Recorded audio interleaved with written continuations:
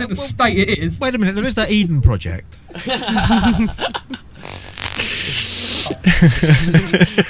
just waiting for Joe to like Skype in now. Joe actually is Skyping in, but I can't take his call because I have to put Randy on hold, which is all right. Oh no. Okay. Unless you want me to put them together. No, let's put Randy to one side. Randy, great talking to you. Thank you for your wisdom and nonsense. They're getting close to announcing the old Sports Personality of the Year thing. I'm tempted to have a bet on Lewis Hamilton because he'll win it, won't he? I hope he doesn't. You got Joe there? Yeah, go for it. Joe? Hey, Tommy, you're a former wrestler promoter, right? Yeah. Yeah, and you know the whole Barry Bonds, they're trying to indict him on the steroid issue. Yeah. And who knows if it's going to fly. But what I don't like is, for example, how Vince McMahon of WWE, is basically a fish in a pond or a fish in a bucket. And they're shooting at him because they're really trying to hit him with this whole steroid issue. Remember about, about a month and a half ago, they hit him and they sanctioned about 5 guys for being on steroids. Now, I think it's a total mess. It's just total bullshit that they're going to pin a sport. I mean, these guys are athletes, but you know what? This is not – I don't know how to say the word. Give me the right vocabulary word here. It's not a legitimately unbiased sport where they're actually competing in reality. You know, we know it's scripted and such. It's a good act and it's a great soap opera. But how dare they go after a sport or these athletes like WWE, which are just doing their job, but it's not a competitive sport as like a baseball, football, soccer, your football, cricket, etc. Yeah. You know, I mean, what do you think on that? Like, give me some of your expertise on that. Give me the camera back on that here. subject. Where he's basically he's fish in a barrel. And I'm glad you asked. And I'll tell you, this is what I think: wrestling is sports entertainment. It's fundamentally entertainment. Hence the name, World Wrestling Entertainment. The guys are performers, and they are using some kinds of substances to assist them in their performance. If what they are doing is wrong, then what the Beatles did when they wrote Sgt. Pepper's Lonely Hearts Club Band is equally wrong. Because absolutely, we talked about this earlier. Drugs are a prerequisite to producing that product. And in this product, these guys, you know, we don't want to see a bunch of wimpy, flabby guys rolling around in tights. We want to see monstrous acting characters looking good, looking the part that they're trying to portray. I will say this, though. One of the wrestlers I hired was Eddie Guerrero, and he's no longer with us. Now, when Eddie came over and worked for me, he was the most scrupulous performer I've ever worked with, to the extent of having breakfast and refusing dairy on his cereal. He just wanted water. He didn't want to take an ounce of any extra fat into his body. He wanted his muscle tissue and his veins to be there for everybody to see. So he was working so hard and so professionally to look as good and to perform as well as he possibly could, that it was a shock to me to discover that somebody who is so careful about his diet that he won't have milk on his cornflakes, has water instead because it's healthier, ends up dying, as I understand it, of substance abuse. But what do you think about like man being almost like a scapegoat? I mean, that's the wrong person to go after. If you're going after unfair advantages of steroid use in sports, you don't go after, go after a Barry Bonds, okay. Because the guy's breaking records. He's in a legitimate competitive sport where his performance enhancement is actually affecting the sport. But you know what? These guys are entertainers.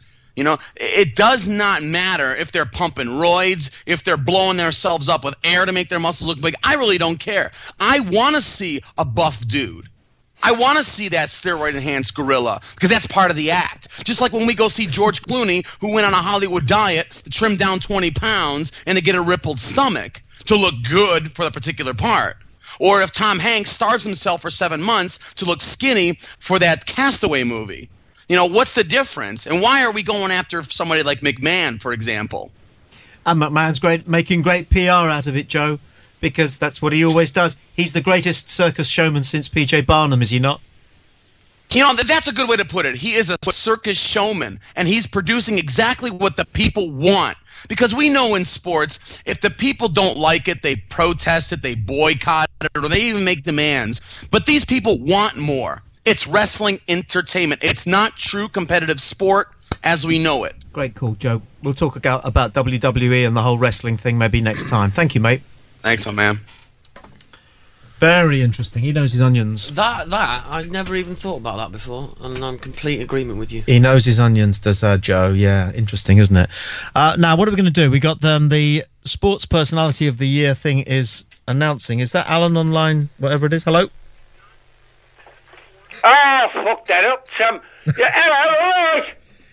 Yeah, all right, yeah. Oh, stand on sports. You're all right, bud. Hang on a sec. I was going to have a piss. I never knew you was going to answer the phone so quick. Well, I thought you were somebody else. That's why I answered it. I was somebody else. That's why. That's why you probably thought I was. I've got the webcam. Well, I haven't. So I know I'm on the phone. All right, then. Well, the thing is, Sam, I got nothing to say. And you said it very well. Okay, let's take a couple of emails and then we'll take our next Skype call. The switchboard number is 01243 50 60. And reading out all the emails we get this evening, regardless, studio@playradiouk.com. Yeah, Austin's emailed back about the poker. He says, you don't get things wrong often, Tommy, but your idea of poker is a little skew-if. It's not like other punting and much better than your bent GGs. He has an issue about playing for cash online because it's too easy to cheat, but with play money, it's good practice. Okay. For the real fun, live poker down the pub in a casino in a world championship. Playing the cards dealt is a good part of it, but playing the people is another. With each turn of a community card, you know the odds, and they never change. But your behaviour and your opponent's behaviour can change all of that. Poker is the test of studying the human condition.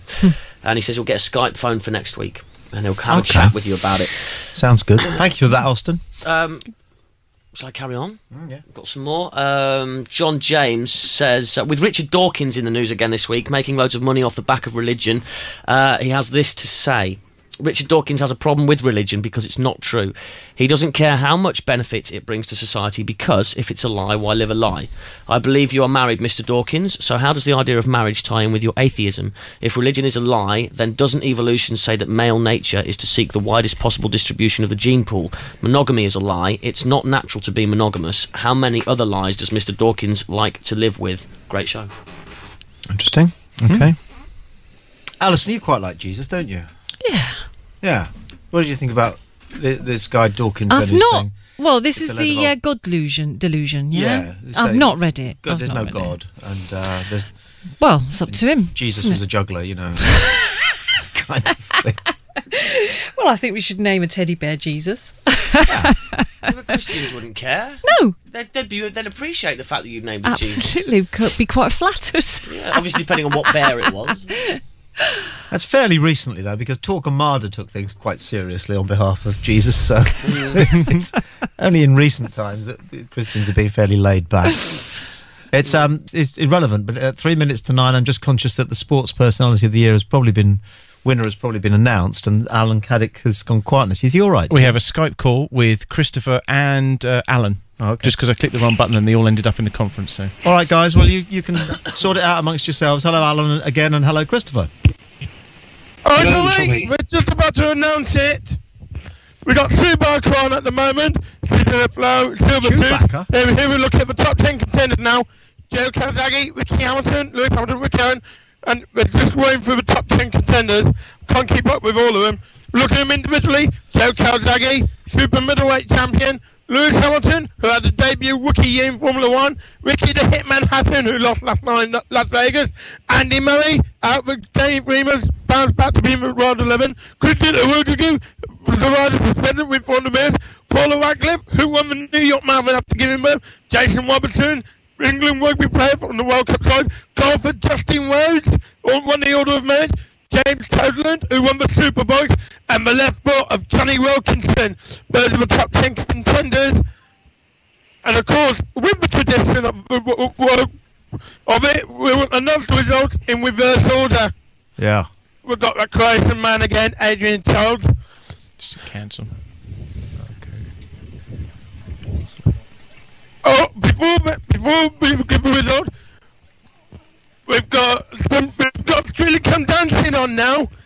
With last year's champs, Mark Wampercat and his